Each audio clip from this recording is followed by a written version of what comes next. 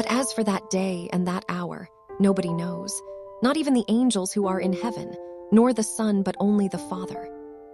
These were Jesus' words in Matthew 24:36, a clear rebuke against the very action that has ruined lives, marriages, and faith for centuries, predicting the end of the world. He went on to tell a parable of a servant who, in supposing his master lingered in returning, began to beat his other servants and spend extravagantly. The message was clear: pretending to know what God has hidden leads to religious violence. And over time, charismatic leaders have ignored this warning, predicting, date-setting, and leading their followers into heart-rending disillusionment, and sometimes worse. From a recent tragedy in Africa to movements that reshaped American Christianity, this is the story of when prophecy fails. The Malakah Tragedy.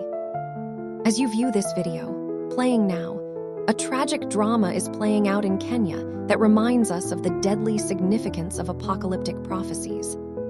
Paul Mackenzie Enthenge, an ex-cab driver turned self-proclaimed pastor, founded the Good News International Church in Malindi, Kenya. But his good news would become a nightmare. Mackenzie had a radical gospel. The world was going to end, and humans could be saved only by it through hunger. He convinced his followers to sell everything they possessed, take their children out of schools. Satanic was how he referred to them, and moved to the remote Shakahola forest. There, in compounds where they lived isolated from one another, families were instructed to starve to death in hopes of meeting Jesus. The death toll is appalling. Through recent reports, over 400 bodies have been extracted from mass graves within the forest. The majority were children. Autopsies revealed not just starvation, but strangulation and blunt trauma, establishing that when fasting took too long to kill, even more violent means were used. Survivors testified they were imprisoned in compounds, not allowed to eat, watch their children waste away. Mackenzie is now charged with terrorism and multiple counts of murder, but the damage is already done. Hundreds of families destroyed, all because one man claimed he knew when and how the world would end. The Great Disappointment. Not for the first time. Let us travel back to October 22nd, 1844, a date which would become infamous in American religious history.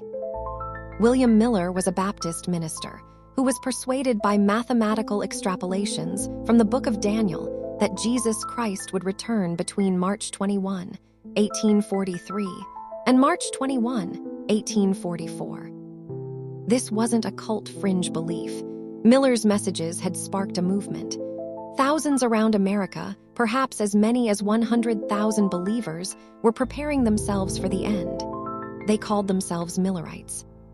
When March of 1844 rolled around and came and went without an issue, Miller reset. A believer by the name of Samuel Snow pinpointed October 22, 1844, as the true date. And here's where it gets serious. The Millerites didn't just believe, did they act out that belief? Farmers everywhere in New England plowed their crops into the ground. Why harvest what you won't consume? Merchants closed their businesses for good. Families sold their homes, sometimes at terrible losses, and divided up their possessions. Others donated everything they had. You can't take it with you to heaven, after all. One reports that a man gave away his great wealth, and his household was brought to poverty. Another reports that believers went up hills and mountains, dressed in white ascension robes, waiting to be caught up. They gathered in churches, in homes, on hilltops. They waited. And waited. Nothing happened. The sun rose on October 23, 1844, to an unaltered world. That which followed was named the Great Disappointment. Hiram Edson, one of the believers at the time, later wrote, "Our fondest hopes and expectations were blasted, and such a spirit of weeping came over us as I never experienced before." People returned to homes they had sold, new families already occupying them. People who had sold everything they owned were made homeless and broke. Neighbors who had derided them now had their derisions vindicated. The economic catastrophe was added to by public ridicule. A number of the believers lost everything: their homes, their bank accounts, their reputations, their faith. Most Millerites simply walked away, their faith shattered. But others could not swallow it, and from their inability to swallow failure, new movements emerged. When prophecy fails, believers are faced with a crisis. Either they must confess they were wrong, or they must reinterpret what has occurred.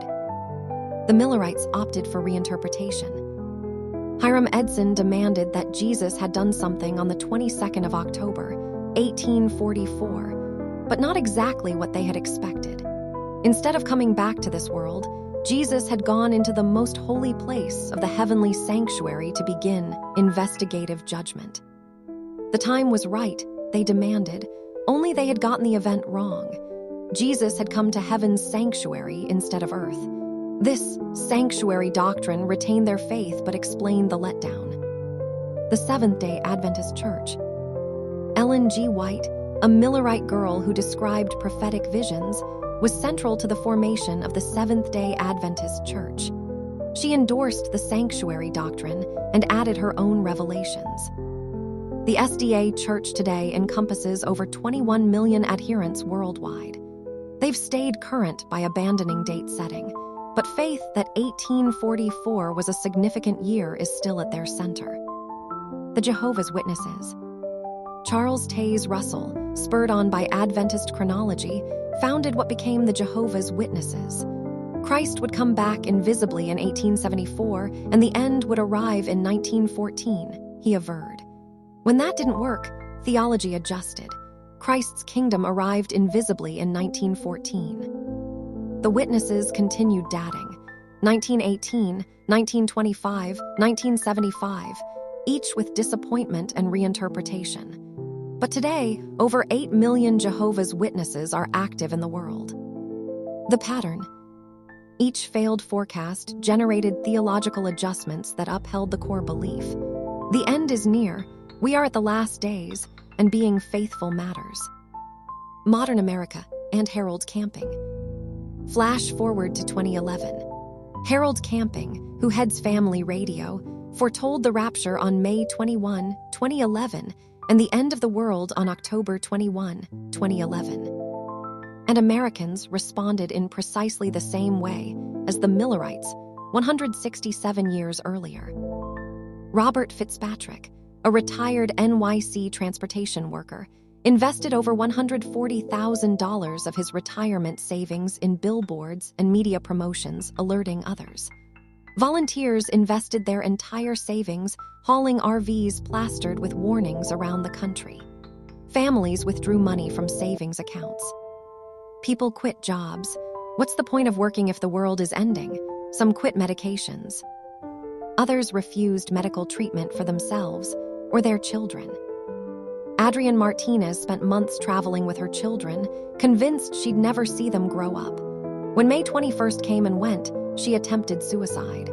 Others simply disappeared, too ashamed to face family and friends. Marie Exley, who had spent years preparing, told journalists after her failed prophecy, "I had some skeptics, but I was faithful to my promise. I had said farewell to all of my friends and relatives. It's very hard to be considered a fool." The financial devastation was catastrophic. Those who had sold houses, retirement funds, and savings had nothing. Some lost their homes. Families were ruined not by the rapture, but by getting ready for it. And this wasn't centuries ago. This was 2011. This was the age of the internet, of scientific literacy, of information at our fingertips. And yet thousands of Americans sacrificed everything waiting for one man's prediction. When October 21, 2011 also passed without a thing, Camping finally admitted he had erred. But the damage was already done. Families had been destroyed. Savings had been lost. Children who had lived their whole lives in fear were traumatized. The spiritualization and ongoing damage. This is the insidious part. Many prophecy teachers today learned from these tragedies. They stopped saying, "Jesus is coming on May 21st, and started saying, "The signs are everywhere." We're the generation. It could happen at any moment. This maintains the emotional urgency without linking it to failed predictions. Blood moons, wars, earthquakes, politics, anything can be a sign. Some churches have built entire cultures around impending expectation. This could be our last Christmas. Don't make long-term plans. Why worry about climate change and Jesus will be coming soon?